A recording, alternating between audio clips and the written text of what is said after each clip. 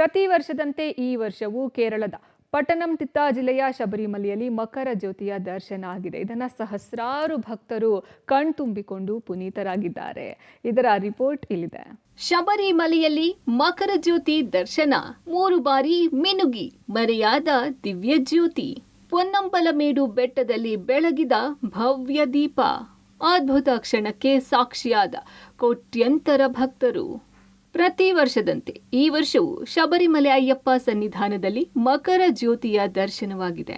ವರ್ಷದ ಮೊದಲ ಹಬ್ಬವಾದ ಮಕರ ಸಂಕ್ರಾಂತಿಯಂದು ಜ್ಯೋತಿ ರೂಪದಲ್ಲಿ ಭಕ್ತರಿಗೆ ಅಯ್ಯಪ್ಪನ ದರ್ಶನವಾಯಿತು.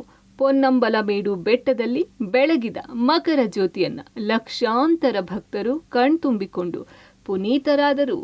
ದೇವಾಲಯದಿಂದ 8 ಕಿಲೋಮೀಟರ್ ದೂರದಲ್ಲಿರುವ ಪೊನ್ನಂಬಲಮೇಡು ಬೆಟ್ಟದಲ್ಲಿ ಸಂಜೆ 6:41ಕ್ಕೆ ದಿವ್ಯ ದೈವ ಜ್ಯೋತಿ 3 ಬಾರಿ ಮಿನುಗಿದೆ. ಕತ್ತಲ ಸೀಳಿ ಅಯ್ಯಪ್ಪ ಭಕ್ತರಿಗೆ ಭವ್ಯ ಜ್ಯೋತಿ ದರ್ಶನ ನೀಡಿದೆ. ಈ ದೈವ ಸಾರ್ಥಕ ಕ್ಷಣ ಕಣ್ತುಂಬಿಕೊಳ್ಳಲು ಸಹಸ್ರಾರು ಮಾಲಾಧಾರಿಗಳು ಅಯ್ಯಪ್ಪ ಸನ್ನಿಧಾನದಲ್ಲಿ ಕಾಯ್ತಾ ಇದ್ರು. ಮಕರ ಜ್ಯೋತಿ ಮೂಲಕ ಅಯ್ಯಪ್ಪನ ದರ್ಶನವಾಗುತ್ತಿದ್ದಂತೆ ಸಾವಿರಾರು ಭಕ್ತರು ಸ್ವಾಮಿಯೇ ಶರಣಮಯ್ಯಪ್ಪ ಎಂದು ಜಯಘೋಷ ಮೊಳಗಿಸಿದ್ರು. ಮಕರ ಸಂಕ್ರಮಣದಲ್ಲಿ ಸೂರ್ಯನು ಧನು ರಾಶಿಯಿಂದ ಮಕರ ರಾಶಿಗೆ ಬರುವಾಗ ಪೊನ್ನಂಬಲ ಮೇಡಿನಲ್ಲಿ ಮಾಡುವ ಕರ್ಪೂರ ಪೂಜೆಯೇ ಮಕರ ದೀಪ.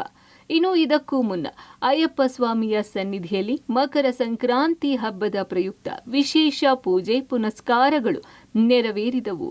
ಪಂದಳ ರಾಜಮನೆತನದಿಂದ ಆಭರಣಗಳನ್ನು ತಂದು ಅಯ್ಯಪ್ಪ ಸ್ವಾಮಿಗೆ ವಿಶೇಷ ಅಲಂಕಾರ ಮಾಡಲಾಗಿತ್ತು.